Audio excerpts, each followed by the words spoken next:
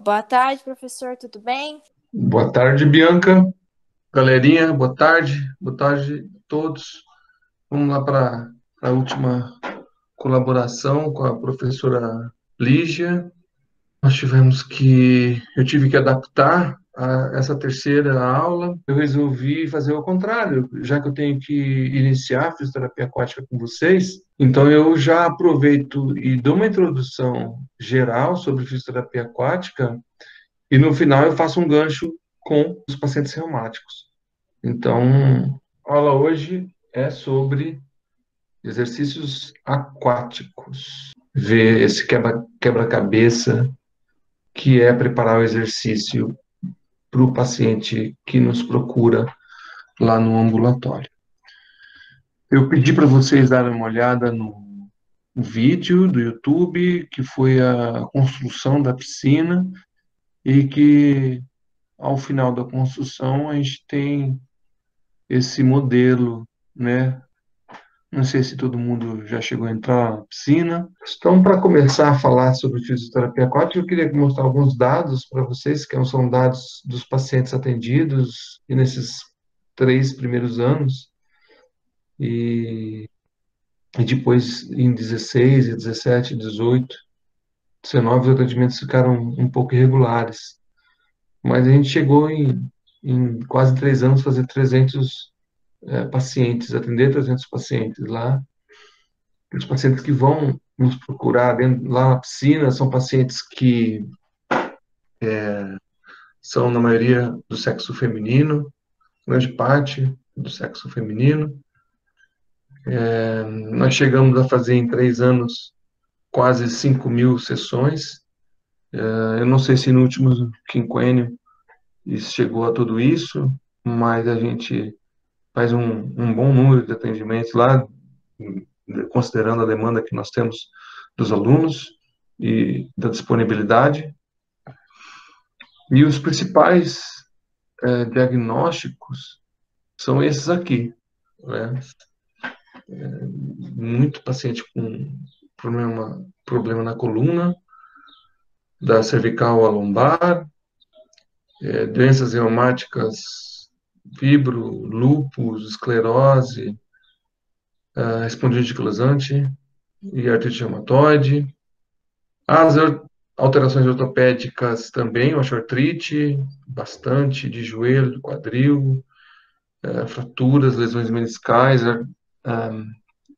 pós-operatórios de ligamento cruzado anterior, pacientes neurológicos, uma menor escala, mas tem, principalmente os hemiplégicos, alguns pacientes com lesão medular, crianças com paralisia cerebral e adultos com mastenias graves, com polineuropatia e alguns com Guillain-Barré. E, além disso, a gente também atendeu pessoas específicas, né, como atletas, funcionários, grupos específicos, né. Então, foi um bom indicativo para o atendimento das pessoas. O ano passado, na disciplina, como é uma coisa que eu sempre já consegui fazer em 2 anos consecutivos, óbvio que estava programado, está programado, né, para vocês, que é o atendimento no meio da disciplina. Vocês começaram a atender já no meio da disciplina. A Bianca está aqui, ela pode falar da experiência depois, no final, sobre a experiência de atender no meio da disciplina. Então, foi uma coisa bacana, mais ou menos 25 pacientes no ano passado, no meio da disciplina. Eu dei primeiro a parte teórica e depois a gente começou fiz prática, teórica e prática, e depois os atendimentos, uma terceira fase, assim, da disciplina. E foi uma coisa bastante rica, porque os alunos, a maioria dos alunos, disseram que era a primeira vez que eles estavam sozinhos com os pacientes. Então, é, dupla, trio e agendamento, chegaram a fazer até 7, 8 sessões com os resultados bem bacanas. Bom, por definição, fisioterapia aquática ela é um conjunto de procedimentos terapêuticos, entenda-se exercícios, que é diretamente influenciado pela mecânica de fluidos. Mecânica de fluidos, você tem que pensar lá na física e mecânica, e a mecânica é subdividida, né? Mecânica e mecânica de fluidos. E esses exercícios, esses procedimentos são realizados em uma piscina, com temperatura adequada, aplicada por um profissional qualificado. Aqui no Brasil é o fisioterapeuta que lida com isso, mas em outros países tem outras profissões que cuidam também. E esses procedimentos, denominados exercícios aquáticos, eles variam entre alongamento, mobilização, exercícios de resistência, exercícios aeróbios, relaxamento, entre outros, né, que pode ser aplicado de forma individualizada ou em grupo. Bom, o ponto de você entender a definição de fisioterapia aquática ou de exercício aquático, ele envolve um certo... a mente, ela tem que estar aberta para um procedimento completamente contrário ao que você aprende na cinesioterapia ou nas específicas que vocês estão, entre aspas, aprendendo nesses últimos tempos aqui, né? As específicas eu digo as do terceiro ano. Então, vocês precisam ter em mente que a lógica, o raciocínio, a tomada de decisão para você montar uma sequência de exercício não não passa nem perto dos exercícios de solo, tá? Então é a primeira mensagem que eu deixo para vocês, que não é nem de longe, nem é de longe, na verdade, muito diferente da lógica que vocês têm. Porque a lógica que vocês aprendem a fazer um exercício, vocês vão para o tablado, vocês vão para uma mesa, vocês vão para um colchonete e você aplica o exercício. Na água, não. Na água, eu tenho toda uma influência da temperatura, da mecânica de fluidos, alterando o exercício. O que vocês trazem é a lógica do exercício do solo para dentro. E aí vocês têm que, na cabeça, é como se fosse mexer na chavinha e mudar a, a abordagem. Porque se você não mexer, não ligar e não mudar a abordagem, aquele exercício simples de agachamento, do próprio abdominal, de marcha, de corrida, de pliometria, se você fizer com a mesma lógica, você vai estar pagando um mico bem grande. Aliás, um King Kong. E algumas ideias, né, sobre o exercício, é assim, ó, o exercício aquático, né? Eu vou colocar uma sequência de 5, 6 frases aqui para vocês pensarem. Óbvio que na disciplina a gente vai retomar isso aqui, vai... E tudo isso, sequência de 6 slides, mais ou menos, que eu vou passar para vocês, vocês têm que pensar no paciente reumático. Óbvio que vocês não podem pensar nos pacientes que vocês quiserem, mas vocês vão, primeiramente, passar na ideia do paciente reumático, que é a aula de hoje, tá? Então, vamos lá. Quando você entra na água, de cara, assim, você recebe inúmeras, ou percebe, deveria perceber inúmeras sensações, né? A sensação termal, que a pele reconhece isso, mas também há um reconhecimento do ambiente. E esse reconhecimento do ambiente e mais a adaptação ao meio ambiente passa por 2 pares de nervo craniano, o nervo óptico e o nervo vestíbulo coclear. O óptico para você ajustar, na verdade, o ambiente, visualmente falando, e o vestíbulo coclear para você ajustar, em verdade, a sua cabeça em relação ao ambiente, porque a própria gravidade, ela muda. Então tem que ter uma adaptação sensorial a isso aí.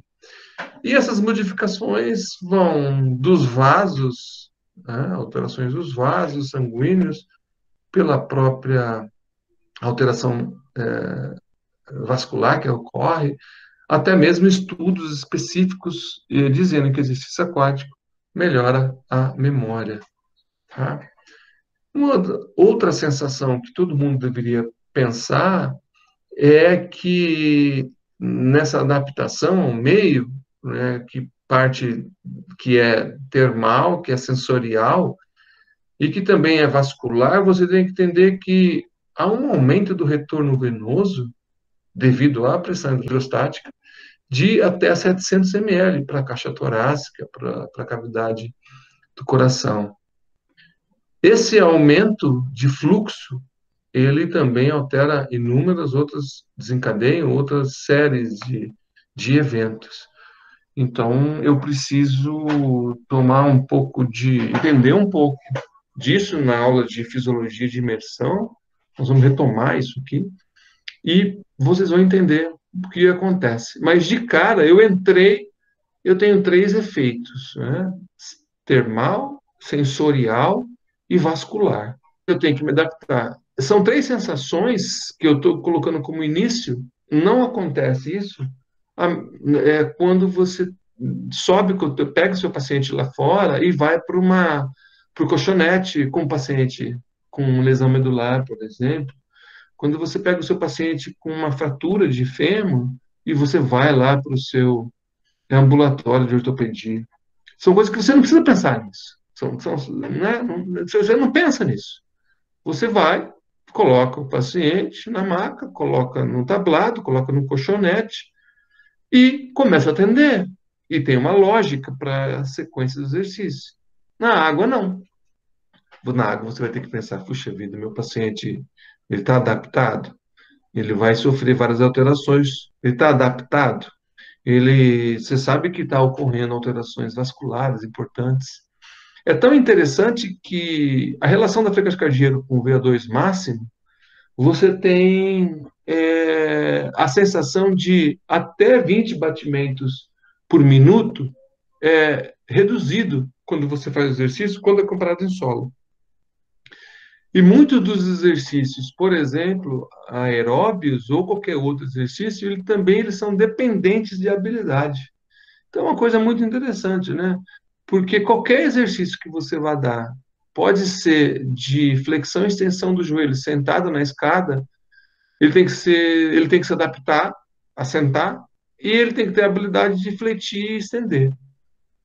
Coisa que em solo você vai, né, prescrever o exercício, vai estar orientando, tá do lado da pessoa e você não vai precisar se preocupar com isso, tá?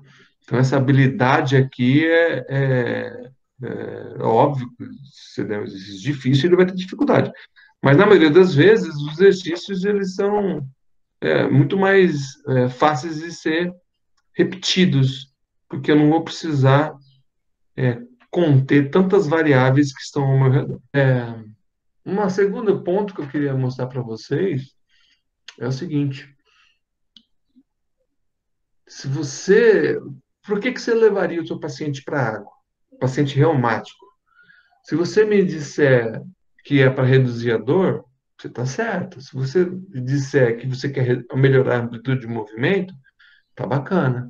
Se você quiser levar seu paciente para melhorar a postura, o equilíbrio, essa percepção, você está correto. Agora, se você responder para mim que, primariamente, como nós discutimos lá na aula passada de artrite reumatoide, para você ganhar força, então você vai ter que repensar, tá vendo? Eu não preciso pensar em ganhar força em solo. Eu preciso pensar, quando eu penso em falar força dentro d'água, eu tenho que pensar, repensar, discutir, avaliar, é possível, não é possível, retomar física. Então, você vendo? Pensar em equipamento, né? Então, não é uma coisa elementar. A priori, O exercício ele tem uma resistência específica na água, né? O movimento. A água é 12 vezes mais resistente que em solo. Aí você pergunta para mim, ué, mas Jefferson, por que que você está preocupado se a água é um lugar de super resistência? Ela é um lugar de muito mais resistência que o ar, porém, não é o melhor lugar para se ganhar força. Então, se tenta estimular a contração ao máximo, entre aspas, que podemos, mas embora o ambiente seja mais resistente, os resultados nem sempre são o que a gente espera. Por que isso acontece? Isso acontece primeiro pelo tipo de contração. Que a gente, quando a gente vai dar o exercício, a gente imagina que vai ter o exercício dinâmico, concêntrico e excêntrico, e um exercício isométrico. Muito bem. Quando a gente está em solo, a gente sabe que vai ter uma fase concêntrica e uma fase claramente excêntrica. E você adapta isso, né, quando você pensar em contração dinâmica ou exercício dinâmico. Ou um exercício isométrico. Se você for pensar lá na fisiologia, você vai lembrar o seguinte: olha, eu consigo fazer recrutamento. Qual é o tipo de contração que eu mais recruto unidades motoras? Ah, Jefferson, então provavelmente você recruta mais com contração excêntrica, com exercício isométrico e com contração concêntrica. É isso que você aprendeu, ou deveria ter aprendido na fisiologia da contração muscular. Muito bem. É, na água eu vou ter um pequeno porém, que a contração excêntrica, ela não ocorre como ocorre em solo. Consequentemente, essa diminuição da utilização da contração excêntrica, redução de fato, recrutar unidades motoras para a contração muscular, isso é um desafio muito grande, tá? Então, é o primeiro ponto. É o primeiro ponto. O segundo ponto é, você não vai, só para um exemplo, eu sempre dou esse exemplo, se você quer ganhar força muscular, vão na musculação, vocês vão na musculação. E aí, lá na musculação, vocês vão lá e fazem supino, vocês fazem mesa extensora, né? Vocês fazem voadora. Então, tem vários exercícios que vocês acabam fazendo na musculação. E tudo recrutando, certo? Então, você vai até o seu máximo, o seu submáximo, ou 70%, 80% do máximo. Na água é como que você fosse querer fazer 80%, 90% do máximo, e você está acostumado a fazer supino com 100 quilos. Na água você está muito acostumado com 100 quilos. Aí você vai para a água e você faz com 30, com 20. E aí você acha que você está recrutando os músculos do supino, quando na verdade você não está. Então é um primeiro ponto, assim. Um segundo ponto que eu queria falar para vocês é fibras de contração lenta, fibras de contração rápida. E pela própria viscosidade da água ou a disposição de hidrogênio e oxigênio das moléculas, você faz com que o seu movimento se torne lento. Ou seja, as fibras de contração rápida, elas são menos estimuladas. Pois bem, se eu tenho um ambiente onde eu tenho menos contração excêntrica, eu tenho menos contração do tipo de fibra tipo 2, será que ela seria, de fato, um melhor lugar para se treinar exercício de resistência? Tanto que eu não uso nem o termo força, né? Eu uso o termo resistência muscular. Bom, como que eu resolvo esses problemas? Coisas que eu não tenho que pensar em solo, eu tenho que pensar aqui em água.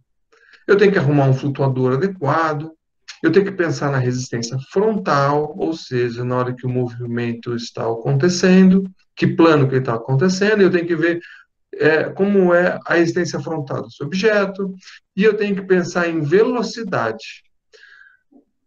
Alguém poderia dizer, assim, nossa, mas por que você tem que pensar em tudo isso? Por causa dessa fórmula. Chama-se força do arrasto. A força do arrasto, se colocado todos os parâmetros, ela vai dar em newtons. E nós vamos ter lá densidade da água, né, que é o P ali depois do 0,5, que é 0,99 kg metro cúbico.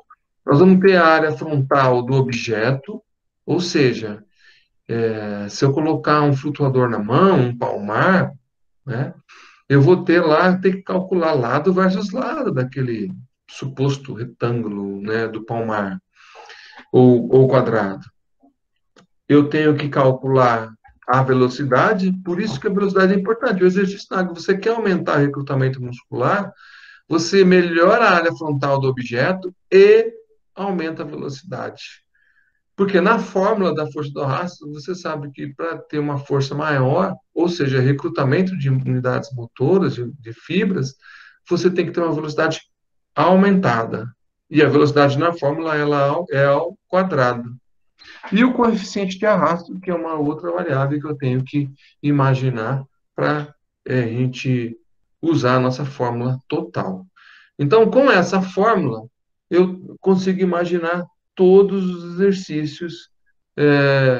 Para todos os exercícios, eu deveria calcular, imaginar essa fórmula, para você ver se isso de fato está sendo, os seus objetivos estão sendo alcançados. Coisa que em solo você não precisa pensar, né? Você não vai pensar nessa fórmula. Lá a lógica tem física, tem mecânica? Tem, lógico que tem. Importante? É importante. Mas aqui eu tenho que imaginar que a pegada é outra. Uma terceira frase que eu falaria para vocês, assim, que a gente, na água, a gente utiliza muito a manualidade, né? O toque. Então, dá para mobilizar e dá para reorganizar tecido conjuntivo? Dá. Principalmente se você adequar o posicionamento. Uma vez posicionado, você consegue trabalhar fáscia, tecido conjuntivo, mobilizar grau 1, grau 2, grau 3, grau 4, vários segmentos de terapia manual na água, né? Então,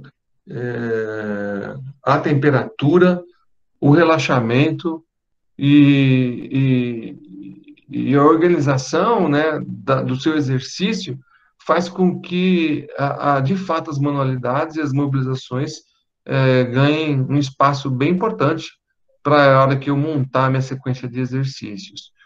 Eu só tenho que tomar cuidado aqui, que eu falei para vocês, sobre os pacientes com artrite idiopática juvenil e pacientes com artrite reumatoide, porque vocês já sabem que o tecido conjuntivo é o mais comprometido nesses casos. Então, eu tenho que pensar várias vezes quando eu imaginar o paciente reumático.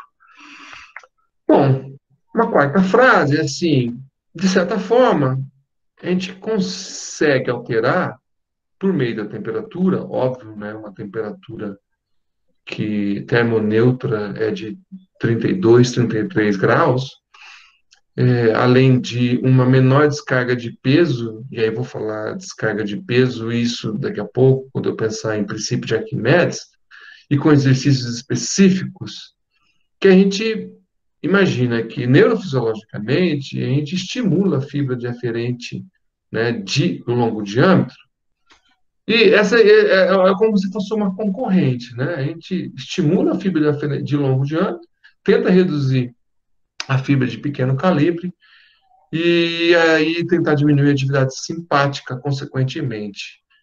E também diminuir a excitabilidade do próprio fuso neuromuscular.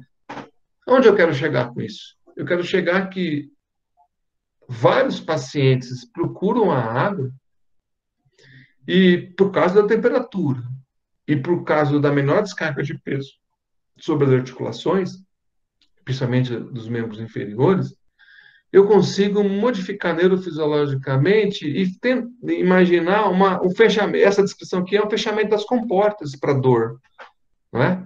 Então, os pacientes nos procuram porque vários e vários, inúmeros estudos dizem, olha, fazer exercício na água, apenas estar na água, apenas a temperatura da água, e aí ainda mais eu acrescentar minha manualidade e uma sequência de exercício lógica, eu consigo imaginar o fechamento das comportas de dor, né, da teoria das comportas, de Melzack e Wall.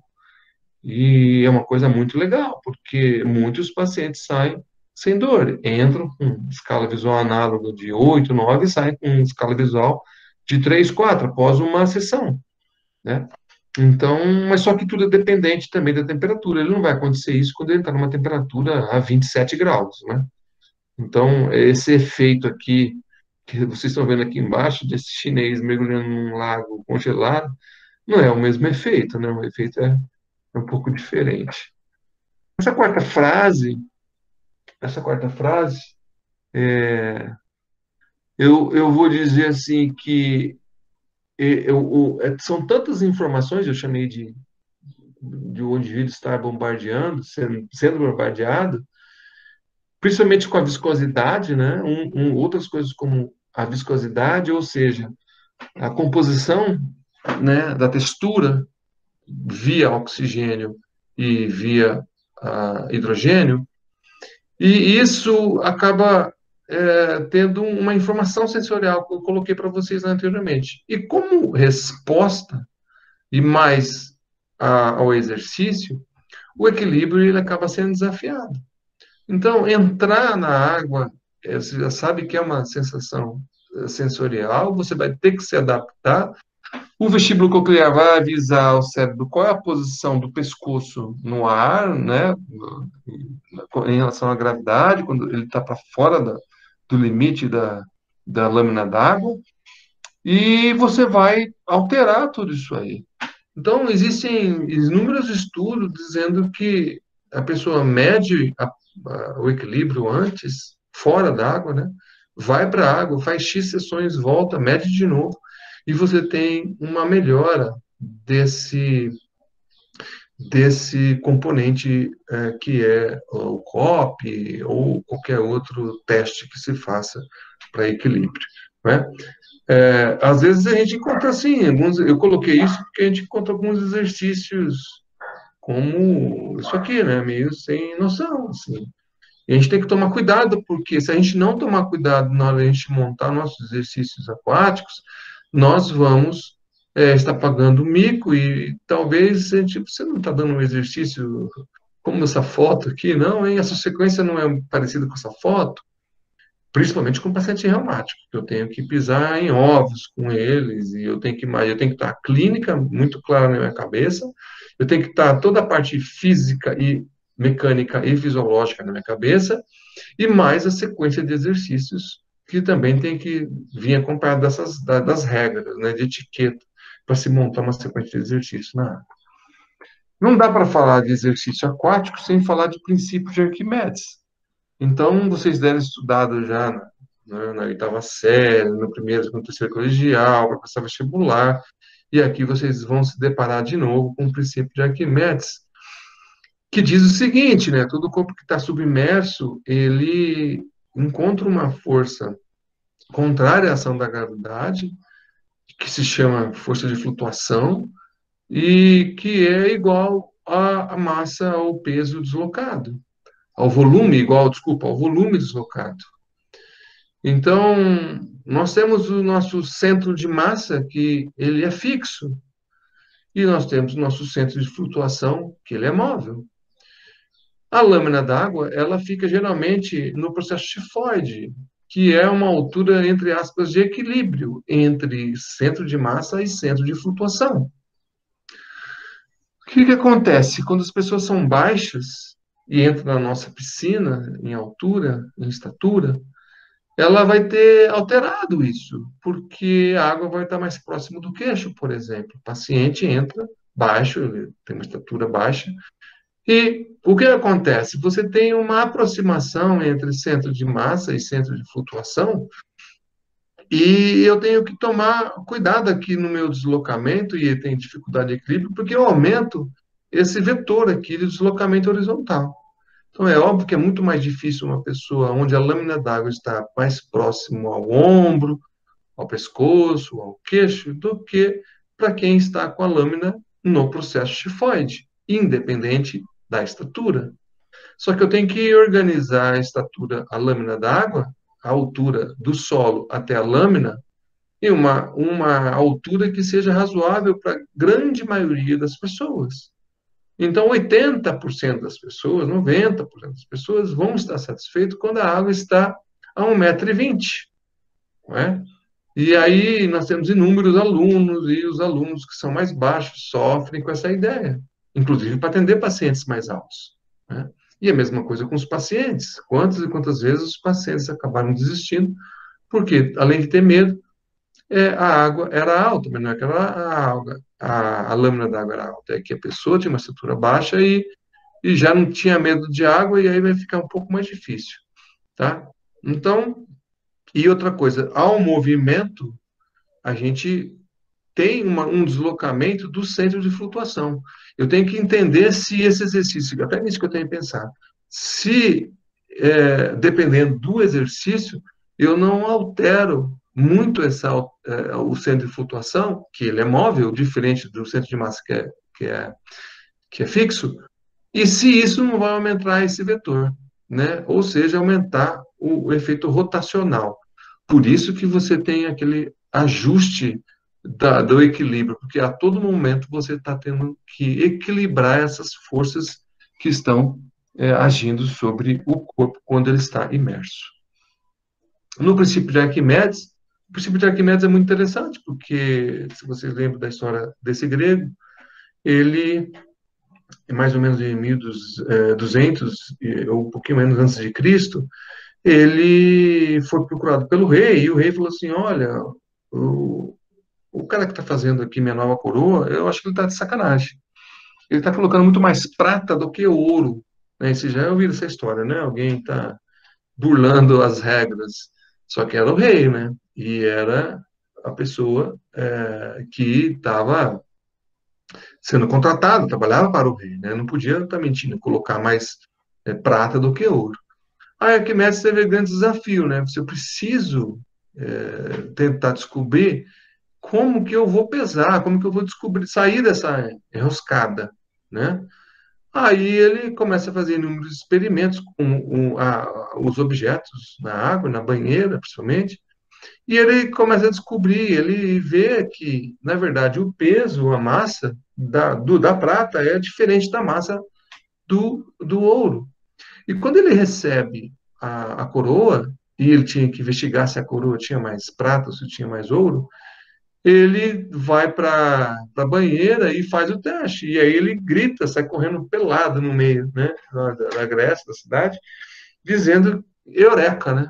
Porque ele tinha descoberto. Na verdade, ele tinha acabado de fazer a sentença de morte do ourives. O ourives é o profissional que mexe com metal, com prata, com ouro.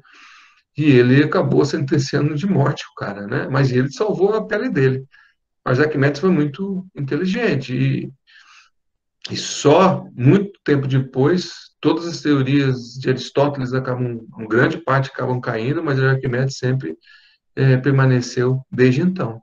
Eu só trouxe um vídeo aqui que eu peguei uma aliança de prata e uma aliança de ouro, não fui muito feliz porque era para filmar até a câmera se posicionar e ver, mas eu peguei uma aliança de prata e de ouro e solto, né? A aliança de prata, de ouro, ela vai muito mais rápido do que a aliança de prata, né? A prata leva um pouco de tempo. Então, esse deslocamento, igual ao deslocamento do volume, né, do objeto, é o princípio de Arquimedes. Daqui a pouco no próximo tem uma definição. Então, eu vou pegar a aliança de ouro, a aliança de prata e solto. Só que eu não fui feliz porque no final é tão rápida que quem está filmando não vai. Então, são tempos diferentes na hora do deslocamento, são tempos diferentes, ok? Então, ele acabou salvando o rei, mas acabou acusando o ourives. Então, um corpo total ou parcialmente imerso em um fluido recebe, né, na verdade, essas forças verticais, né, dirigida para cima, no centro, como se fosse o centro de flutuação, a força de flutuação, cuja densidade é igual ao peso do fluido deslocado pelo corpo, né, igual a massa, na verdade, do fluido deslocado. A expressão fluido deslocado significa isso, que o fluido ocuparia o espaço ocupado pelo corpo, abaixo da superfície do fluido. Então, essa figura 7, essa figura 8 é um exemplo, né, do comportamento e do objeto. Agora, quando a gente se trata de ser humano, a gente tem que imaginar algumas posições que a pessoa, ora, desloca pouco volume e ora desloca muito volume. Se ela desloca muito volume, ela vai afundar. Se ela desloca pouco volume, ela vai flutuar. Então, eu tenho que imaginar mais ou menos isso. Você quer uma garota, não é? Que está tentando flutuar e eu tiro minha mão de baixo e olha o que acontece.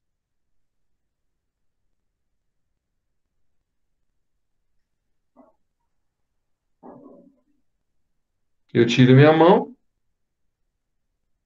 e ela, nada acontece. Já esse garoto, numa outra posição, olha o que vocês apostariam nesse caso aqui? Que ele vai afundar ou vai flutuar? Será que não depende Afunda. se ele tá segurando o ar ou se ele soltou todo o ar? Ou não tem nada a ver? Espera um pouquinho, alguém falou afunda. Antes de, foi a Ben que falou? Foi você mesmo? Não. Fui eu. Não, uma pessoa falou afunda. Agora a Vitória Eu falei. flutua. Isso, legal. Agora, quem é que falou que. Agora repete quem falou a frase aí. Alguém falou sobre o ar, né? Isso. O ar tem influência total sobre a flutuação. É boa lembrança. O ar tem. Mas eu quero saber aqui, nesse momento, antes de soltar o vídeo, ele flutua ou afunda? Então vamos ver quem colocou flutua, quem colocou afunda.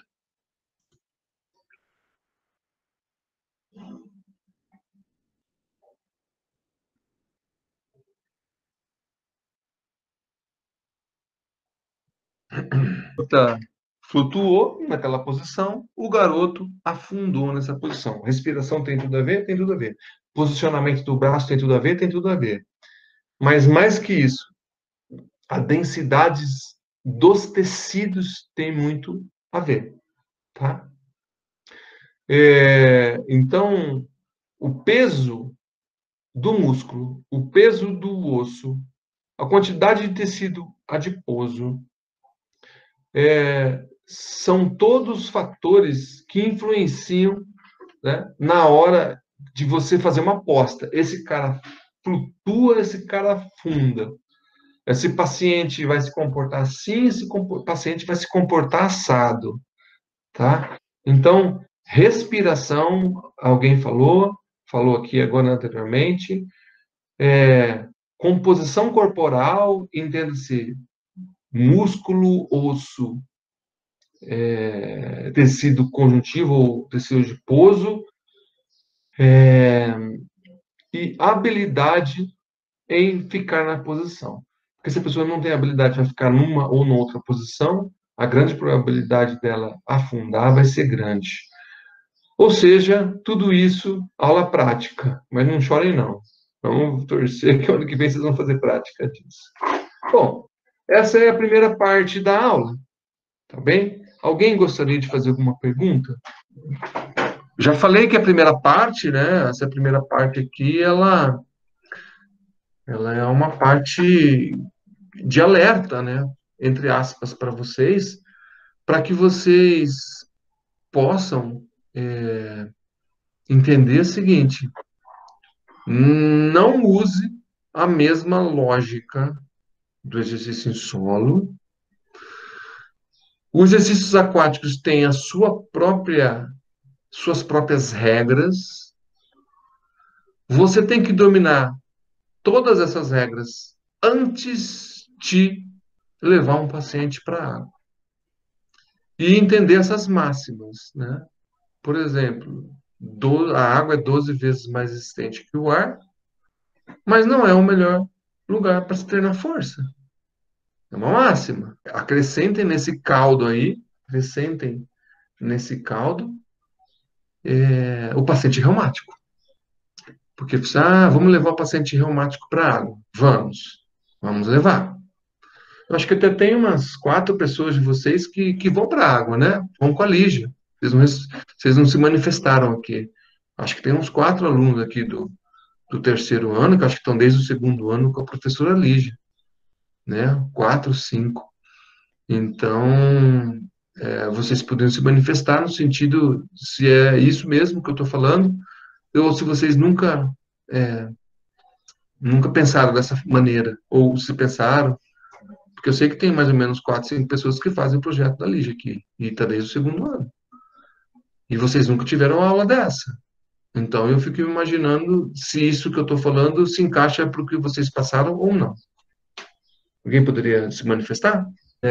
Então, temos a Amanda, eu sei que o Vinícius faz, mas o Vinícius, se esses 45 minutos agregou alguma coisa para vocês, que já tem experiência? Sim, agregou bastante. Por quê? É que quando entrou ano passado, eu não sabia nada da aquática, então você só era quase um técnico mesmo, né? Você só fazia o que a professora ou outro aluno que já sabia passava para você, né? Você só ficava acompanhando um pouco, né? Você não sabia direito o que era cada caso de cada paciente, né, específico. Uhum. E, Vinícius, e a lógica para fazer a sequência de exercício? Você não acha que é complexo em relação a uma lógica de solo? Sim, acho bem mais complexo. Tá bom. Alguém mais conseguiria... Valeu, Vinícius, por ter participado. Claro. Alguém mais queria contribuir, por favor? Existem... Adicionem nesse grande caldo, nessa grande panela, esses 45 minutos de informações iniciais, mais 3 técnicas, 3 conceitos sobre fisioaquática que deram a cara da fisioaquática, né? Que são 3: o Watson, o Bad-Ragaz e o Hallowig. Vocês que participam lá com a Lígia ou os outros já ouviram falar dessas 3 técnicas? Watson, Bad-Ragaz e Hallowig. O Watson, já que eu fiz a defesa de TCC da Mariana, ela definiu sobre o Watson. Ótimo. Quem mais? Tá pegando? Agora pegou, Pro. Amanda? Eu não... Acho que não vi nenhum. Já ouvi falar só. Ok. Bom, o Watson, esse senhorzinho aí, chama-se Harold Dow. Harold Dow. Ele é o senhor que faleceu no começo desse ano, no final do ano passado. E ele teve uma grande sacada, ele viajou dos Estados Unidos para o Japão e ele foi estudar os conceitos de Zen Shiatsu, do Zen Shiatsu. E aí ele, muito legal, ele falou assim, olha, eu vou pegar esse conceito do Shiatsu e vou trazer para onde eu moro, em Harbin, Hot Springs, na Califórnia. Harbin é uma cidade zica de primeira, porque se você passar em segunda na marcha, já passou a cidade. Ela vive em torno de águas termais. E ele tem uma propriedade lá, que a água sai direto da montanha e passa pela propriedade dele a 36, 37, 38 graus. Ele volta e diz, quer saber de uma coisa? Eu vou aplicar esses shiatsu que eu aprendi aqui, usar o meio líquido e tal. Eu vou aproveitar um ensejo e mandar ver. E aí ele começa a criar uma sequência de movimentos. E ele usa muito, né, o fluxo, usa a temperatura, as propriedades, a flutuação. E aí Water Shiatsu, Watson. Tá? Então ficou como Watson. Uma sequência de exercícios, às vezes não muito lógica, que você segue como o paciente, segue o que o paciente, na verdade não é chamado de paciente, ele segue muito mais o que a pessoa que está deitada, recebendo a massagem, os movimentos, o que está pedindo. É um curso que tem 3 graus, né? Fase 1, fase 2, fase 3. Eu tive a oportunidade de fazer a fase 3 com ele, né, aqui no Brasil, e muito legal, porque ele é uma pessoa bem iluminada. E é mais ou menos essa sequência, que é ele fazendo em mim. Um dia, quando eu fiz lá o curso, essa sequência, às vezes pode não representar muita coisa, uma sequência, mas representou muito para quem recebe, né? Principalmente recebendo do criador da técnica. Um atsu, shiatsu na água, mas com todas as adaptações lógicas para a água, né?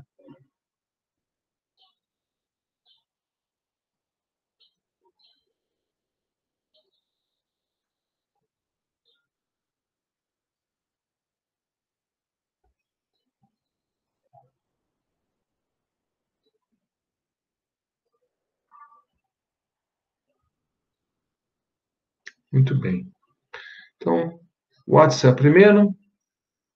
O conceito Badi Ragaz, acho que vocês já tiveram, né? Que vocês tiveram já facilitação neuromuscular proprioceptiva, ou o próprio CABT, alguns exemplos, espero que tenha tido, ou não, né? Eu acho que também, geralmente é no primeiro semestre do terceiro ano, então eu não sei, de fato, se vocês tiveram ou não.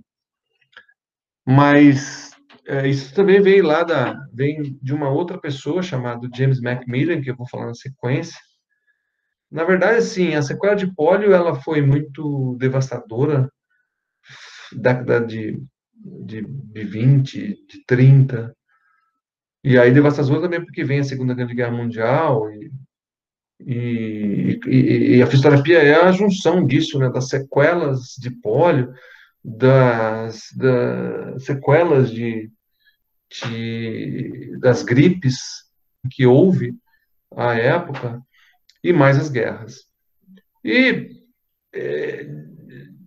o conceito Badi Ragaz, ele vem da ideia de alguém ter, lá nos Estados Unidos, pensado assim, olha, eu vou criar a facilitação neuromuscular proprioceptiva, porque para esses exercícios aqui, com sequelados de pólio, está errado você fazer um movimento numa articulação, só um ângulo apenas, né? O corpo humano não está preparado para, não deveria se fazer só exercício numa angulação, num só posicionamento, né? Usando só uma articulação. Então, vamos trabalhar em espirais, em diagonais.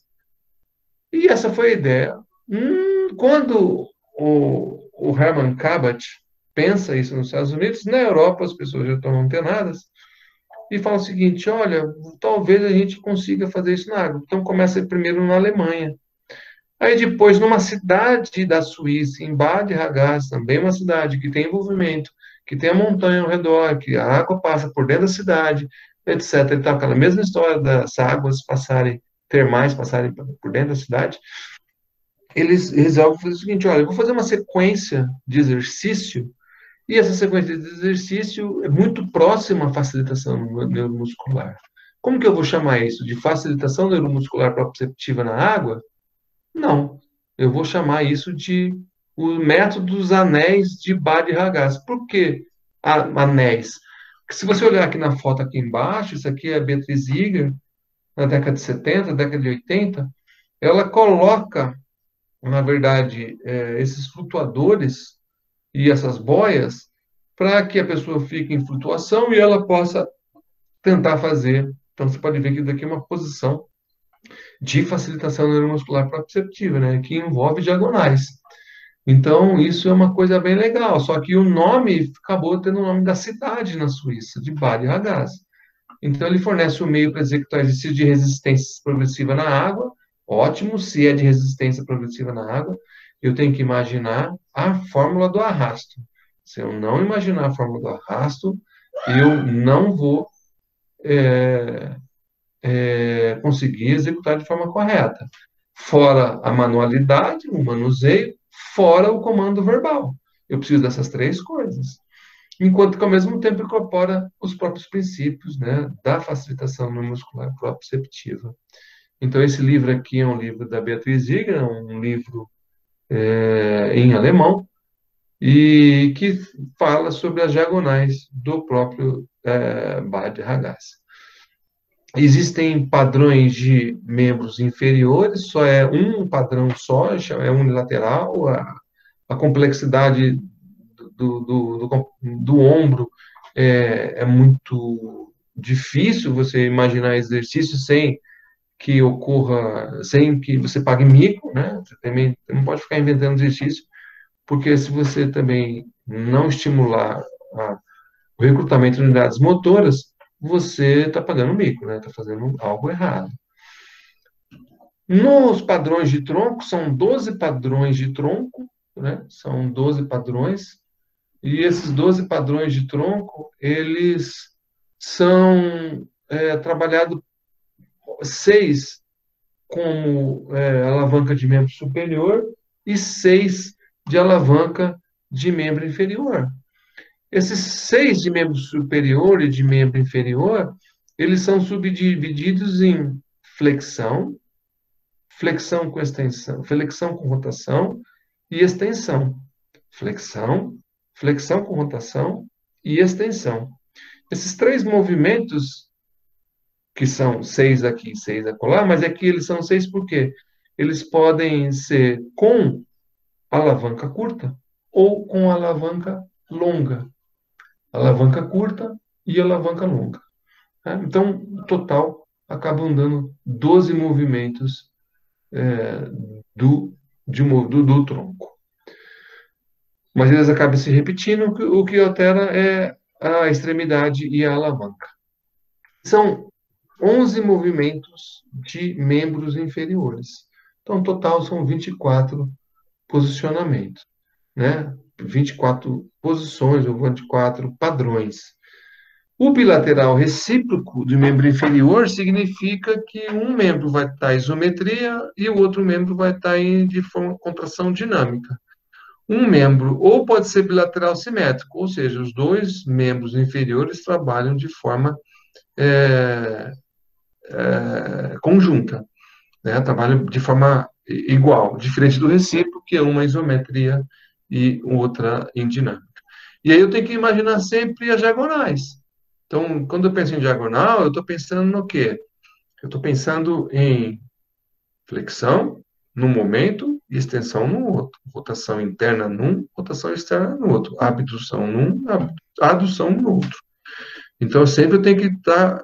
E rotação interna, ela sempre combina com abdução.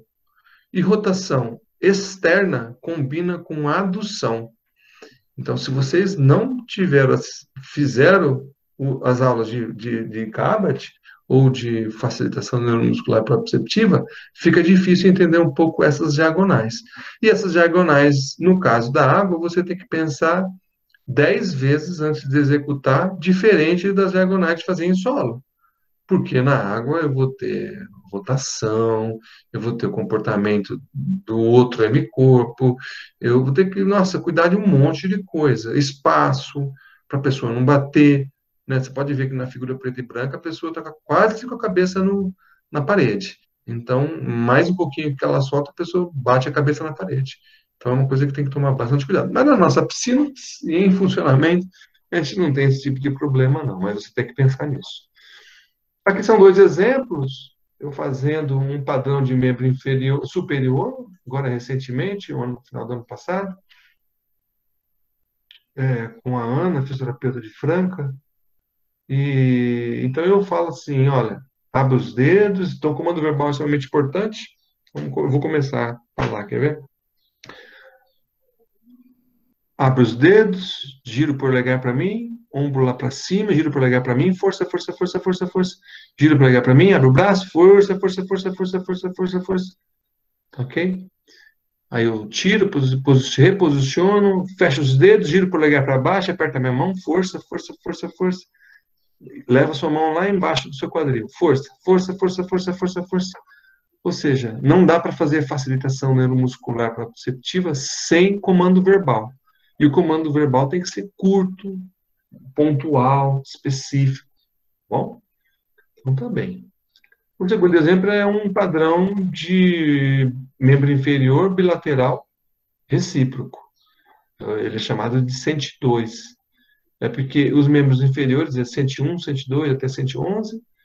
O de tronco é chamado de 201 a 212. E o de membro superior é chamado de 301. É o único que tem. Deixa eu mostrar aqui esse aqui, o que vai acontecer. Então, a posição, a isométrica é a direita e a dinâmica é a esquerda. Olha só o que ela vai fazer. Ela vai fazer tríplice flexão, abdução e rotação interna. Então, aí eu falo assim para ela: aponta o dedo para você, após o meu estímulo, aponta o dedo para você, dobra o joelho, abre a perna e coloca o seu calcanhar para fora. Então, são 4 comandos que eu vou dando e a pessoa vai ter que entender. Beleza? Então, isso é o conceito Bhatt-Ragaz. O conceito Haluik, o terceiro, ele foi criado por esse canadense que lutou na Segunda Grande Guerra Mundial. Ele foi o cara que lutou junto com os aliados e quando ele acaba a guerra, acho que é de 38 a 45, né, ele fica na Inglaterra.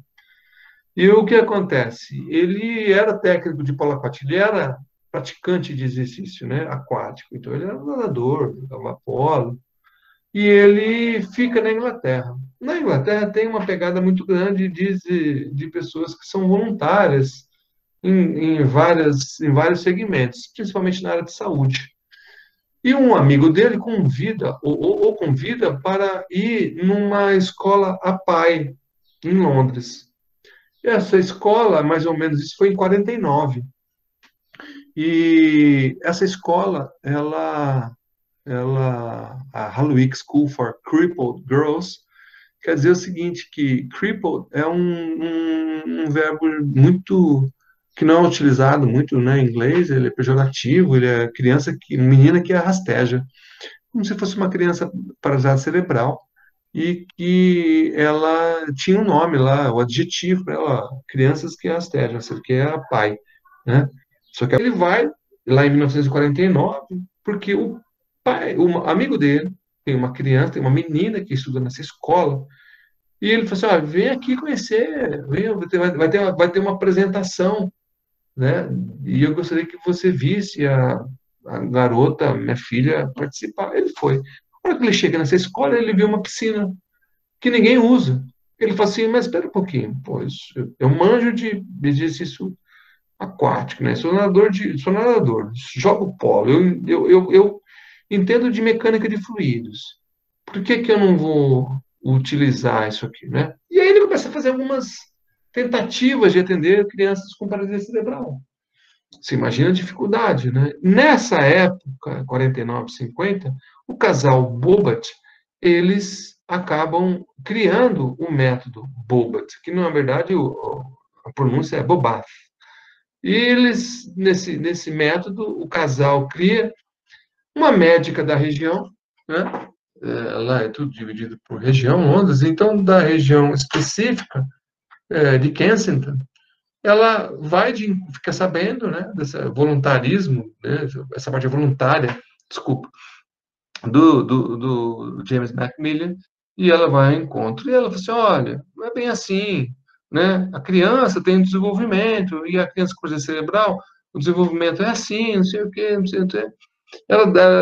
Eles fazem uma boa parceria, e ele vai, e é como se fosse imaginar o conceito da própria Bobat para a água. Óbvio que respeitando as regras. E aí eles criam um conceito, né, especificamente. Essa escola não existe mais, e se cria o conceito Haluik, e o conceito Haluik ele é um conceito Haluik de 10 pontos. E ele foi mudado, esses pontos, em 2000. Fez 20 anos em 2000. Agora, em 2020, 20 anos da nova, diferente um pouco do que o James Macmillan tinha criado. Mas ajuste mental, são exercícios para ajuste mental, exercícios para desprendimento, exercícios para controle de rotação sagital, transversa, longitudinal combinado, exercícios de empuxo, de equilíbrio, de deslizamento turbulento e uma sequência de natação básica, de deslocamento básico. Então, isso é uma coisa muito legal, porque eles acabou fazendo uma sequência, né, de preparar a pessoa que não tem habilidade alguma e a pessoa sair nadando. O Boba tinha mais ou menos isso. Eu quero preparar uma criança que eu iniba alguns pontos e facilite alguns movimentos, né? Óbvio que não é, hoje é muito mais moderno, muito mais diferente, né? Bem completamente distinto a ideia do conceito do Boba para adulto, inclusive. Mas a ideia original, elas são muito parecidas, são muito seguem uma mesma linha de raciocínio, né? Eu pego uma pessoa que não sabe nadar, eu aplico a mecânica, exercício, coloco música, trabalho em grupo, em duplas, e a pessoa sai nadando. Qualquer pessoa aqui na sala de aula, nós temos aqui 42 pessoas, que levante a mão e fale assim, olha, eu tenho medo, eu não entro na água, se eu aplicar os 10 pontos, a probabilidade de ter sucesso e de conseguir se deslocar vai ser grande, tá? Então, os fisioterapeutas adotaram isso como conceito próprio, né, aqui no Brasil principalmente, e a gente tem como orientar e fazer com que as pessoas aprendam a nadar dessa forma. Aqui é um vídeo de uma aluna de quarto ano, e a Cláudia, e ela vai mostrar para vocês assim, os 10 pontos, mas só que ao invés em grupo, da atividade em grupo, vai mostrar a atividade individual. Então a entrada é muito importante, a saída é muito importante.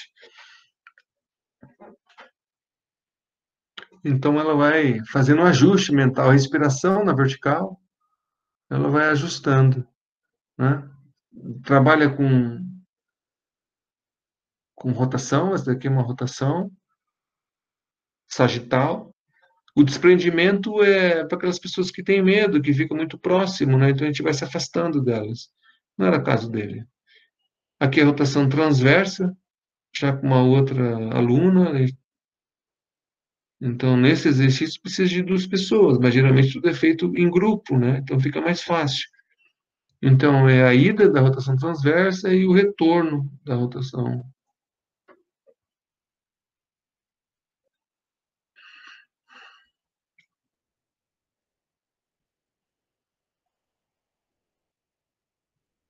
E aí sempre a respiração, assopra, volta, retoma. Aqui uma rotação longitudinal. É difícil a rotação longitudinal. Eu posso dizer para vocês, por experiência, que cada 10 alunos, 5, 6 no máximo, chegam nessa possibilidade de fazer rotação quando a pessoa tem alguma lesão, né? Alguma lesão, que é a maioria dos pacientes que eu atendi. Aqui é a rotação combinada, tá? Isso aqui é um exercício de trabalhar com empuxo, fazer diversos posicionamentos debaixo da água.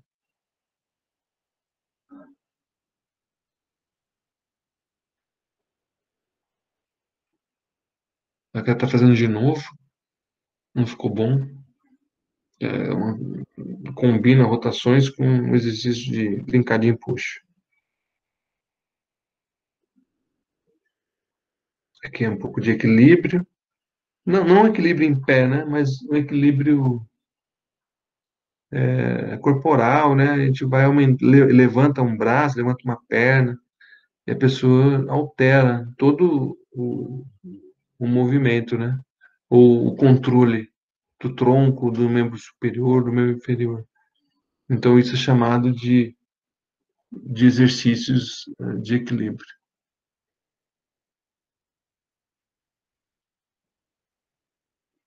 Aqui é uma tentativa do primeiro deslocamento.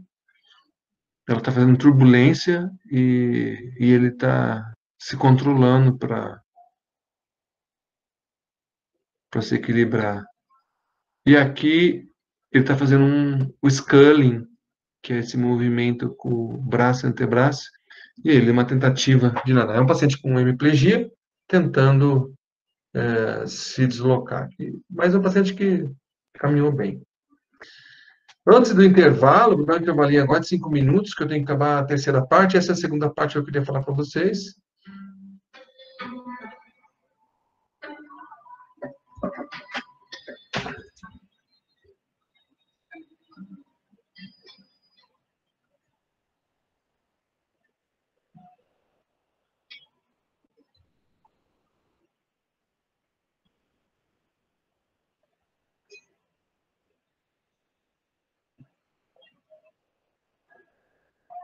E o que eu queria dizer com esse vídeo para vocês é que,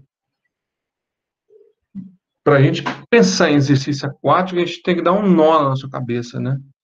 Isso aqui é uma câmera invertida, né? E dá a impressão que a pessoa está andando na água, né? Está fazendo exercício fora d'água, na verdade, mas a câmera está invertida aqui. Então, o espectro ele está diferente, né? É algo que vocês precisam imaginar. Fazer exercício aquático, como o próprio Vinícius falou, de quando ele começou, que acho que os outros também, ficaram observando para entender a lógica. E a lógica talvez não seja tão clara até hoje, porque precisa passar por esses pontos, desse tipo de treinamento, antes de atender o paciente. Mas depois que você pega todos esses pontos, né, minimamente, você aí começa a estar preparado para receber seu primeiro paciente. Então, beleza. Vou mostrar para vocês 3 ou 4 revisões sobre envolvendo pacientes reumáticos. E aí vocês vão ter que fazer um exercício enorme, mental, para colocar em prática o que eu vou falar, colocar em prática no sentido, a primeira e segunda parte que eu mostrei para vocês, com essa terceira parte aqui, que é a parte de pesquisa. Como que a sequência desses exercícios funcionam para alguns pacientes reumáticos. Então, essa é a ideia. Não sei quanto que ele já deu dessas doenças, mas e se mostrou também, né? Então, se mostrou, isso já deu, e for repetitivo, vocês me perdoem. Vamos lá. Primeiro é uma revisão de um aluno de mestrado meu, publicada em 2013 na Clinical Rehabilitation, o Tarcísio. E ele, pelo próprio título diz, está lá, a efetividade do exercício aquático no tratamento da fibromialgia. Revisão sistemática com meta-análise. E ele, após agrupar os estudos que ele encontra, ele conseguiu separar as comparações entre exercício aquático versus sem tratamento, exercício aquático versus exercício em solo e exercício aquático versus outros tratamentos. Naquela época, ele acabou encontrando 15 ensaios clínicos, se vocês olharem aqui, 15 ensaios clínicos que fizeram parte dessa revisão. Acabou achando 72 que poderiam ser úteis, mas terminou com 15 que vão para as meta-análises. Tinham 27, mas com a meta-análise só tinham 15. Então, vamos ver o que aconteceu com as meta-análises aqui. Essa primeira meta-análise é sobre qualidade de vida. E todos os autores usam o questionário FIC, que eu acho que vocês já devem estar sabendo que existe o FIC. Vocês tiveram fibromialgia já? Sim, Vocês sabem que existe o instrumento FIC? eu vou responder, porque eu não sei se eles tiveram. Mas eu tive no meu ano, né? Não sei se eles tiveram. Acho que sim. Acho que a professora ali já passou sim. Tá, então é um questionário que avalia a qualidade de vida e função desses pacientes.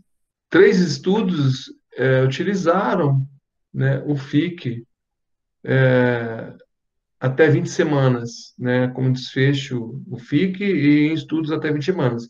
Então foi exercício aquático versus sem tratamento. Se você olhar aqui, você tem o losango para o lado do exercício aquático, dizendo que há uma melhora da função, da qualidade de vida para quem faz exercício aquático, quando comparado sem tratamento.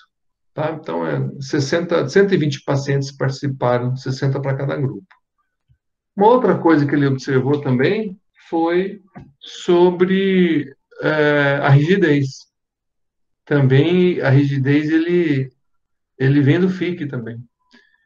E 2 estudos utilizaram a rigidez que vem disso aí. E aí também tem uma diferença estatisticamente significante, está aqui, a favor da própria exercício aquático.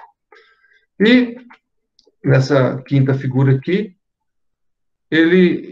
2 estudos utilizaram a capacidade física por meio do 6 minutos, né, o teste de 6 minutos, tendo que as pessoas, a distância que eles correm é maior para quem faz exercício aquático. Então, a diferença foi também com significância.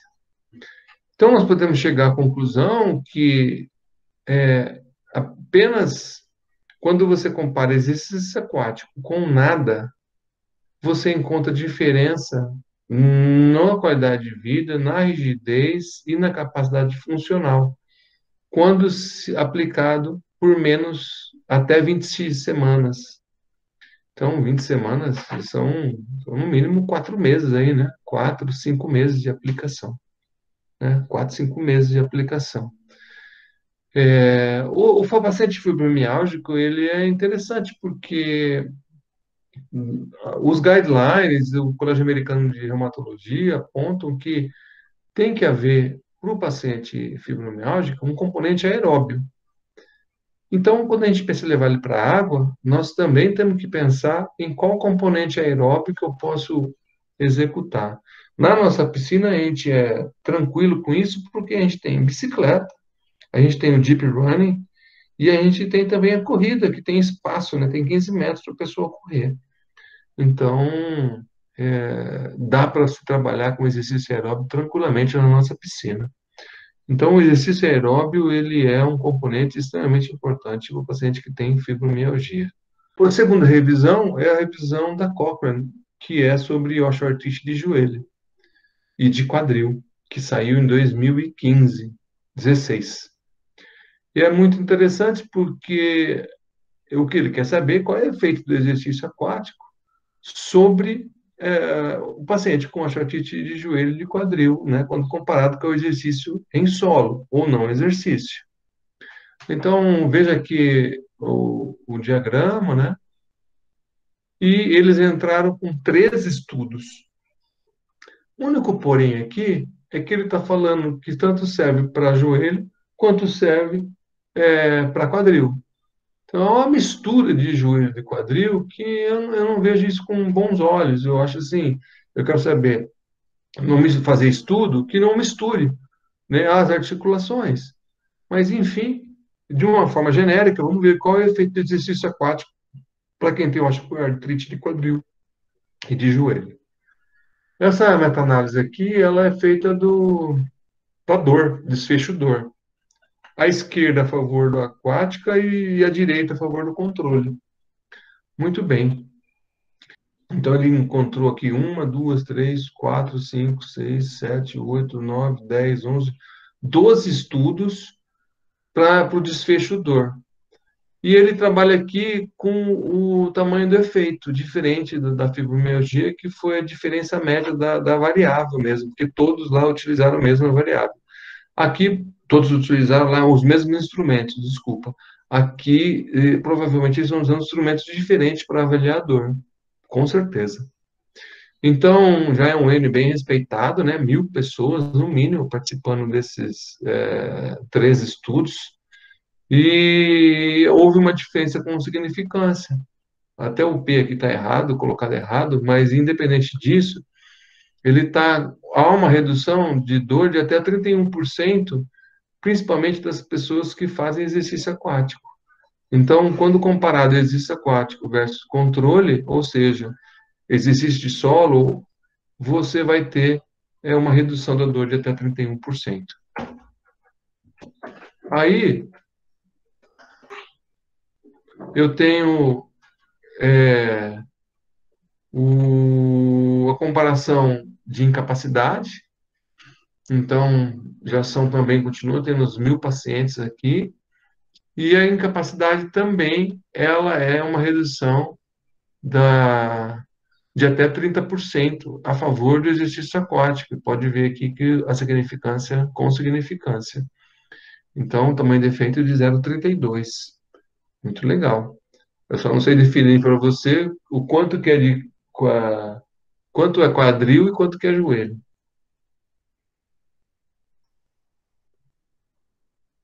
E a terceira é sobre a qualidade de vida. Já tem menos estudos, mais ou menos os mesmos 1.000 pessoas aqui.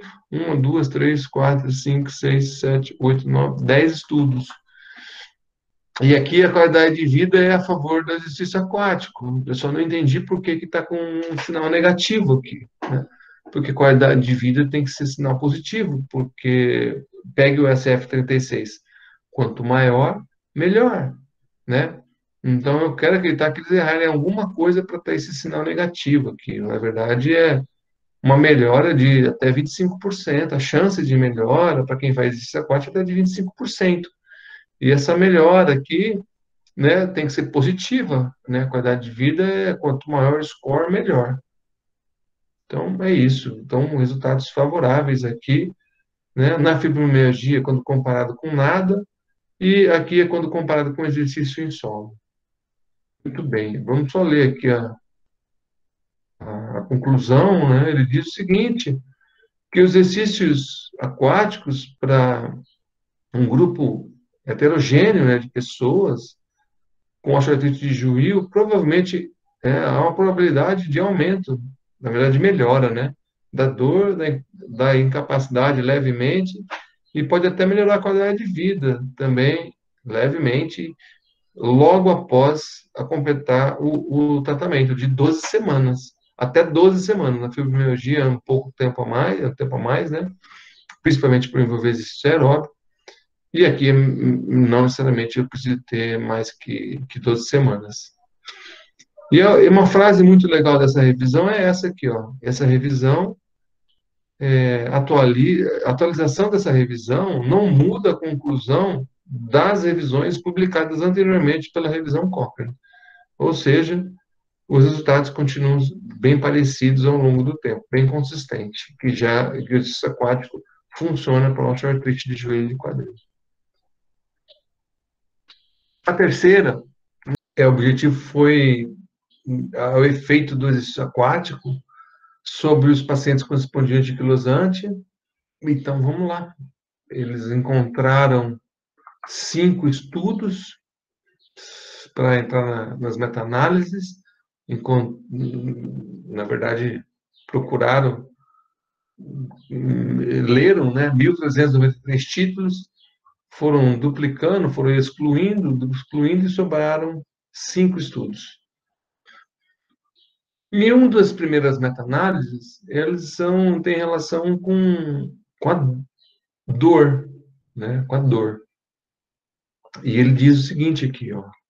Dor, então exercício aquático versus exercício em solo.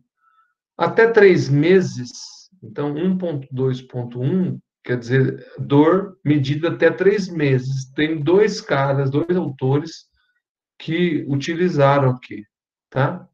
E isso aqui quer dizer que, olha aqui o losango a favor do experimento, a diferença média padronizada é o tamanho do efeito, e é uma redução de até 44% após 3 meses. Quando eu vejo para 6 meses, esse efeito cai para 35%, também com 2 estudos, tá? Com 2 estudos. Então, isso é uma coisa interessante, porque no total, somando entre 3 e 6 meses, entre curto e longo prazo, você tem um tamanho de efeito de 35. Desculpa, o de 6 meses é 0,13. E aí, quando você, não falei, 0,13. Quando você vê, no total, você vai ver um total, somando, né, 3 meses, 6 meses, com 35%. Ou seja, exercício aquático fazendo uma diferença para quem tem espondilite anquilosante. Esse segundo aqui, eu quero fazer uma pergunta para vocês. Eles mediram pelo BASDAI. O que seria BASDAI? que o Barzai faz, gente? Isso, atividade da doença, a Mariana respondeu.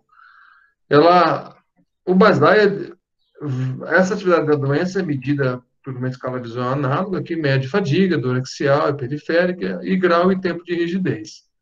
Ótimo. Aqui entraram um, dois, três, quatro, 5 estudos.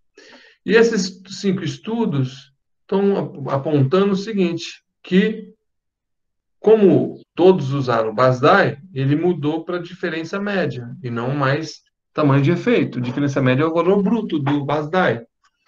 Então, ele está dizendo aqui que há uma diminuição no valor total do BASDAI de 0,40, tá? De 0,40, com intervalo de confiança interessante, de 0,6 a 0,73, e com uma significância estatística, P igual a 0,02, tá bom? Então, você tem aqui uma, algo a favor, tanto a dor quanto a própria atividade da doença. Muito legal. A conclusão é o seguinte: a meta-análise mostrou que o exercício aquático diminui a dor, estatisticamente falando, por meio da escala visual análoga e da atividade da doença. E esses resultados sugerem que o exercício aquático tem, né, um papel positivo na melhora da dor e da atividade da doença. Claro, acabei de ler isso. Tá bom? Então, isso é algo extremamente positivo para quem tem espondilite anquilosante comparado água versus solo. Ufa! Mais uma coisinha aqui que eu queria que vocês vissem, e aí pensassem que eu vou fazer a pergunta na sequência. São 3 vídeos que eu quero mostrar para vocês. Tá bom? Tá todo mundo preparado aqui? Eu vou falar o seguinte: pega um papel, pega uma caneta e anotem. Eu vou passar uma sequência de 5 exercícios, 3 vídeos, 3 pessoas diferentes, e vai ter um número. E eu quero que vocês falem para mim quais são, que exercício que é esse que vocês estão vendo, que paciente que é esse, e o que vocês estão vendo como exercício, no número 1, no número 2, no número 3, no número 4. Entenderam? Vamos lá.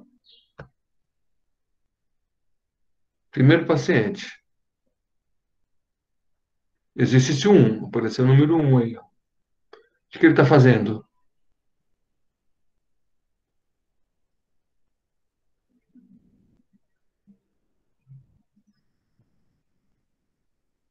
Exercício 2.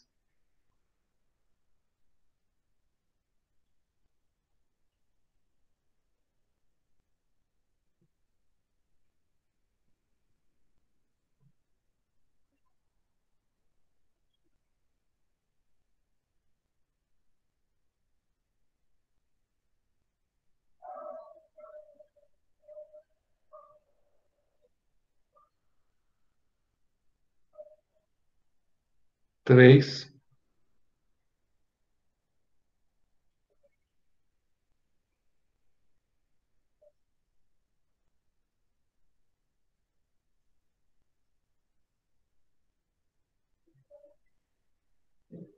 4.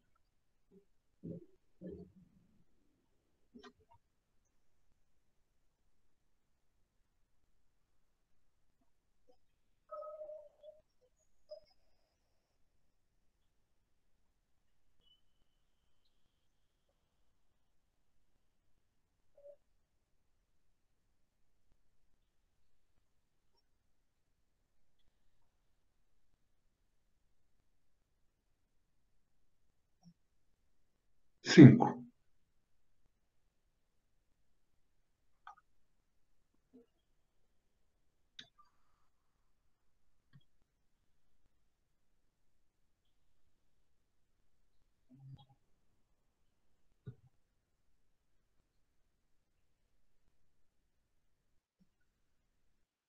6.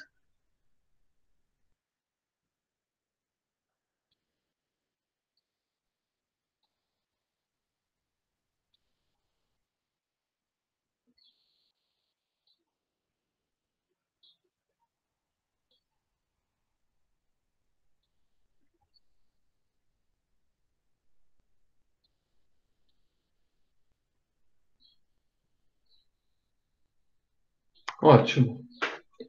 Vamos lá. Exercício um. Não vale sempre a mesma pessoa. Vamos um de cada vez aí. No exercício 1 foi trabalhada a marcha. Trabalhar da marcha, você viu o que de diferente tem a marcha dele? Ele não consegue fazer o apoio completo com os 2 membros. E sobrecarrega mais em um. Com os 2 membros? Ele não consegue. Com os 2 membros? Sim. Será? Ele é duplamente hemiplégico? Não, eu quis dizer que ele não consegue colocar os 2, tipo, com a mesma carga, entendeu? Ele solta o peso em uma perna. Ah, tá bom. Beleza. Exercício 2. Vamos lá, outra pessoa. Quem foi falar, fala o nome. Quem é que é essa primeira que falou? Amanda. Amanda, valeu, Amanda.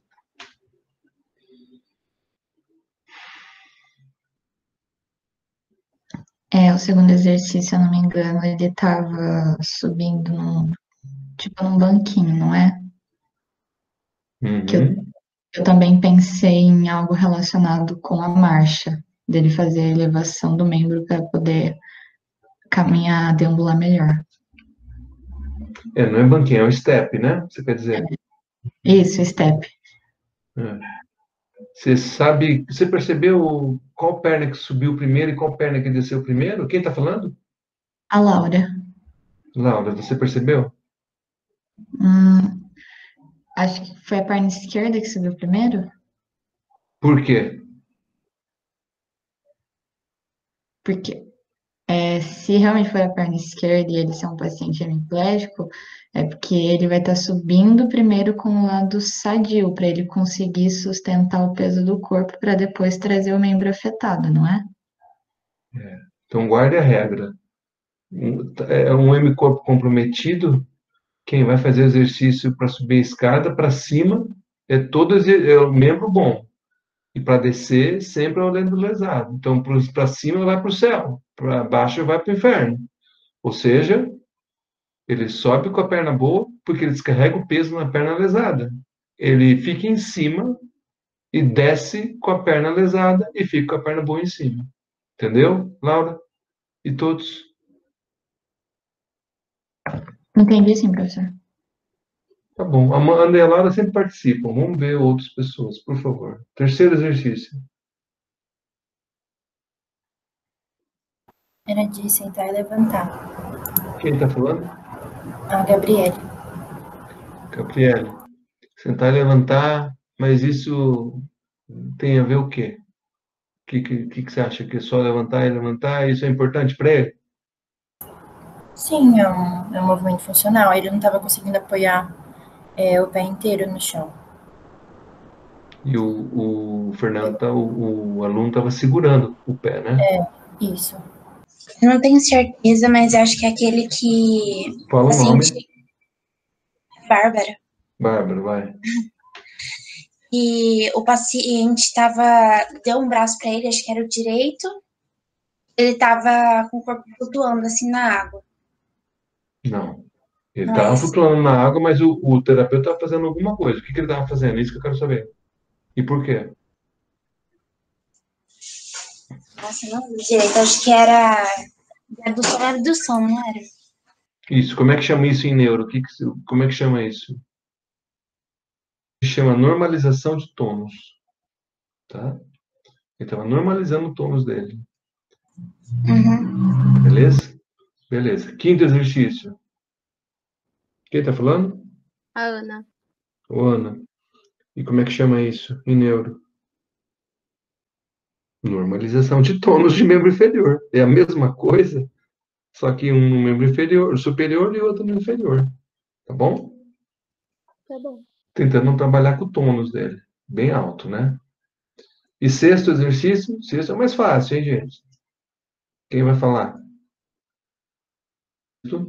Eram exercícios livres para ele treinar, para ele ver aquela lei do empuxo? Eu não sei direito explicar. Quem tá falando? É a Vitória. Fala, Vitória. tipo assim, ele tava fazendo que. Eu não sei se é aquele último conceito que o senhor passou, do Halliwick, Isso, ótimo, tá quente. Vai lá, continua. que não sei se é o desprendimento do paciente, para ele Não, sentir o empuxo da água. não, Não? mas tá quase, vai lá. Equilíbrio. Não, Desprendimento já foi, né? já. Progressão simples. Não. Ele tá fazendo rotação transversa, Ah, né? Tá fazendo rotação, tanto que ele repete, né? Ele faz aham. rotação, ele sai de anterior, vai para posterior, gira o corpo e senta. Então ele faz uma rotação transversa e depois uma combinada. Ah, isso que eu não tinha entendido. Ele está treinando rotação. E isso é uma coisa interessante porque essa liberdade de movimento, de rotacionar todo esse corpão aí, toda essa massa, não vai conseguir fazer fora d'água, certo? Sim. Então é utilizar a água a seu favor, não é? E Uhum, numa atividade que é funcional, uma atividade que ajuda. Beleza? entendi. Uhum, beleza. Ótimo. Vocês 6 participaram, gostei. E vamos fazer mais uma rodada dessa, agora com mais outras 5, 6 pessoas diferentes dessas que falaram. Vamos lá. Não importa que erraram todas, mas tentaram, pelo menos, né? O importante é tentar. Próximo.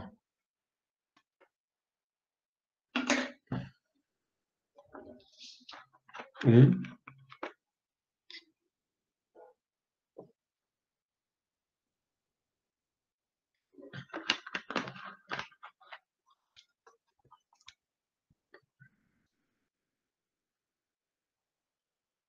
2,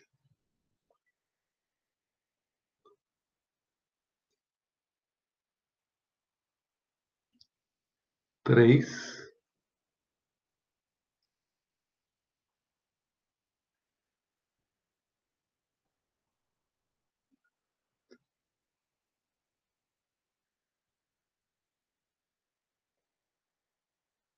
4,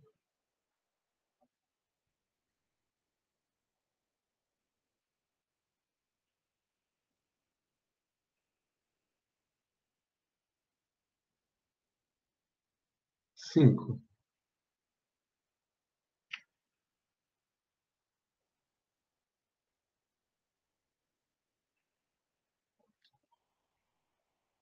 O 5 é A e B.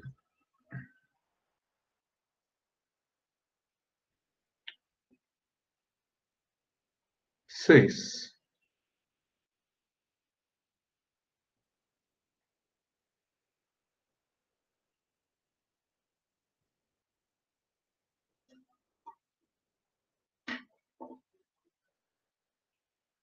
Beleza? Mais 6 pessoas diferentes das 6 que falaram.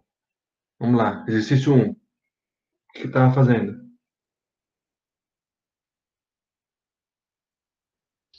Mobilização da patela, professor? Quem está falando? Carolina. Gente, fala o primeiro nome, melhor. Fala, meu nome é Carolina. Isso, estava mobilizando a patela. Estava mobilizando a cicatriz, né?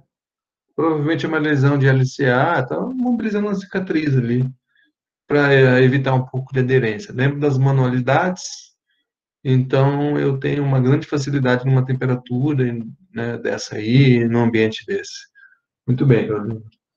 2, Fazendo um deslocamento lateral.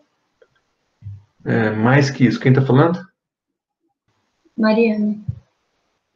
Vai lá, Mari. Falta mais um pouquinho.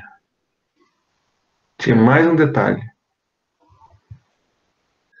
O deslocamento lateral, ele é interessante porque é uma coisa que eu não vou fazer isso. E uma das grandes... Não vou fazer isso fora d'água, principalmente no pós-operatório. E na água dá para fazer. Isso é uma coisa importante, porque a água, além de ter suas vantagens, você pode começar os exercícios de forma mais precoce. Então, ele estava fazendo um deslocamento lateral com agachamento. Ou seja, esse deslocamento lateral, ele estava estimulando o vasto medial oblíquo, porque ele estava fazendo agachamento. coisa que você não vai poder fazer fora da água, né? Logo após cirurgia. Beleza, Mari. 3. Você notou algum detalhe a mais de fazer abdução e adução? Simplesmente, não é um simples abdução e adução, Thaís. Tinha um outro detalhe. Qual era? Então, a perna que estava lesada, não é? Ela estava em flexão plantar. A perna em isometria, ela estava em flexão plantar. E ele estava fazendo a... Não, acho que não era a perna lesada, não. Acho que era outra perna. A perna boa estava em flexão plantar e a perna lesada ela estava fazendo abdução e adução, tá? Com aumento da velocidade. Então é isso. Não é um simples abdução e adução. É fazer com isometria a perna que está em suporte. 4. Próximo. Professor, ele usa prancha para fazer a flexão e a extensão de joelho. É Larissa. Isso, Larissa. Você percebeu alguma coisa diferente lá? Não lembro. Muito pouca amplitude de movimento. E essa pouca amplitude de movimento para estender o joelho é muito devido ao quê? Você imagina? Encurtamento dos isquiotibiais. Tá bom? Então, é um exercício simples, que o objetivo é ganhar amplitude de movimento, mas eu sei que tecido conjuntivo está rasgando ali, tracionando para ele não conseguir fazer a extensão. Muito bem. 5. O quinto exercício. Ele tá fazendo a adução de quadril? Júlia. Júlia, no quinto exercício? Parece que o terapeuta tava segurando a perna dele, meio que dando uma resistência para ele fazer a adução. Isso. Exercício resistido simples. Não tem nada de Body Ragazzi, não tem nada. É um exercício, ele estava tanto manualmente resistindo à abdução, como manualmente resistiu à adução. Tá? Tá. Então, não fez um exercício simples, bobo, de pós-operatório mesmo, que não dá para fazer muita coisa. Mas é algo que não se faz fora da água. Tá bom? E o último é esse aqui que está na tela de vocês. Quero ver quem mata. Professor, posso fazer uma pergunta desse quinto? Do quinto exercício? Desse agora que você argumentou. Ele não poderia ser um do Body Ragazzi, que seria bilateral simétrico, acho, bilateral recíproco? Poderia, mas só que eu não filmei, eu não lembro do paciente. Eu peguei e editei o filme dos exercícios que eu tinha com o aluno, né? Sim, poderia. Ah, tá, entendi. Poderia.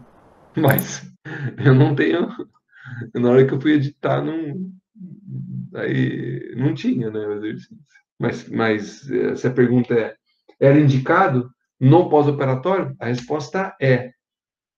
Mas quem ficaria em isometria? A perna operada. Quem ficaria em perna dinâmica? Da tríplice flexão? A perna boa. Então, o princípio da facilitação neuromuscular proprioceptiva é fenomenal. Fenomenal. Neurofisiologicamente, isso é uma baita de uma inteligência usar esse exercício, como você acabou de falar. Tá? Quem foi que perguntou? Fui eu, a Gabriele, professor. Gabriele. Tá bom. E agora o último. Esse da prancha, quem mata?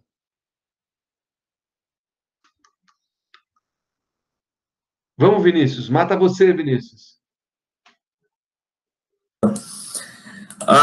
É tipo uma marcha com a prancha, só que eu não lembro o nome desse exercício aí. Marcha com a prancha. Eu só quero que você descreva o que é marcha com a prancha. Como que é? Não entendi. Eu achei que tinha outro nome específico, mas é marcha com a prancha mesmo? Mas ele tem uma fundamentação.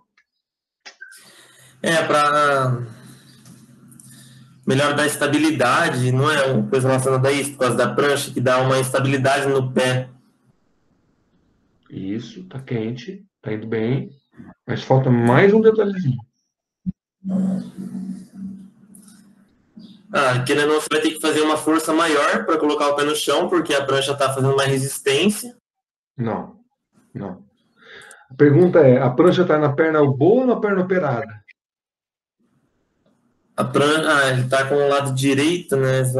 Tá na perna operada. Eu acho que é. Ó, a priori, é assim, ó. Num pós-operatório, eu ia colocar a prancha na perna boa. A prancha não faz nada, a prancha. Não é para um exercício a prancha. A prancha, o meu objetivo com a prancha é ele dar o passo para frente, desequilibrado, não deixar a prancha cair. Consequentemente, ele fazendo isso, o que acontece com a perna lesada? Ela recebe toda a descarga de peso. Entendeu?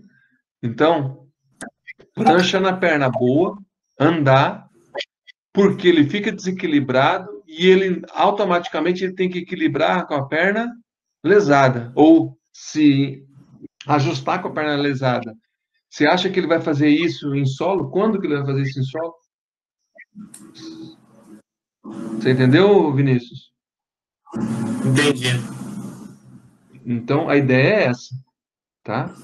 A prancha não é a prancha não tem nada a ver, é a prancha maior, menor, não sei o que, não. A prancha é apenas um desequilibrador. A prancha é um objeto para provocar a perna lesada receber a pouca carga de peso, a descarga de peso que ele tem para receber na água.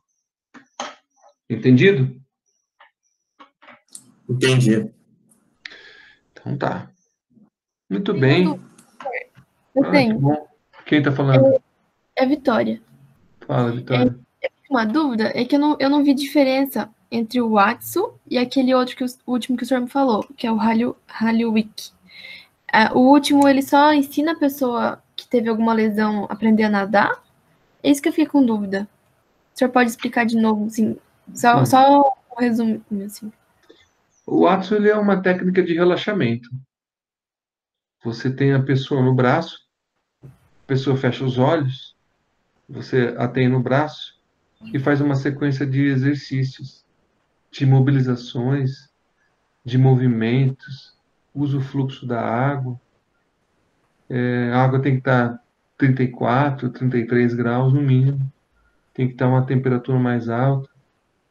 E você, 30 minutos, 45 minutos depois, você acaba o exercício, coloca a pessoa em pé, devolve ela na parede e a vida segue. Então, uma coisa é você trabalhar com pontos, né, com fluxo, com energia e para relaxamento. Uma coisa. O Hallyu-Wiki, ele é uma técnica para ensinar a pessoa a nadar. Tá? Ele é uma técnica para a pessoa nadar. E foi criado praticamente para isso. O Hallyu-Wiki, ele, originalmente, você trabalha com grupos, em duplas. Então, eu vou ser o líder, eu tenho uma sequência de 6 exercícios. Você é instrutora e o seu paciente é o nadador. Então, eu vou ter 6 instrutores e 6 nadadores. E eu, didaticamente, vou dando a aula. Agora, respiração assim, canto uma música. Agora, vamos fazer rotação assim, canto uma música. Agora, vamos brincar disso, canto outra música. E assim nós vamos fazendo uma aula de 45 minutos. Então, eu tenho que planejar, né? Porque tem nadador que vai estar muito recente, tem nadador que vai estar muito mais acostumado.